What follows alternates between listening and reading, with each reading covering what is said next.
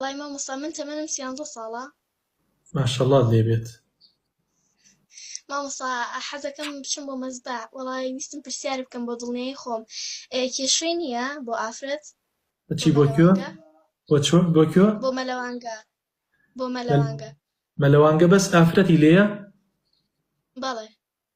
ئەگەر بەس ئافرەتی لێ بێ و کامێرای لێ نەبێت و تەسویرتان کەن و ینی ئافرەتەکان خۆتانە بن، ینی ئافرەتی ئەم لاولای تریتیان نەبێ بۆی تووشی فیتنەیە بن، ئاسایی ئەو کۆمەلەوانی ئاساییە. بەڵام ئایا ئەو شوێنانە ینی ئەو مەرجانی تایە کە ئافرەتی موسڵمان بە تایبەتی کچێکی گەنجی هەرزەکاری وەکو تۆ ڕووی تێ بکات؟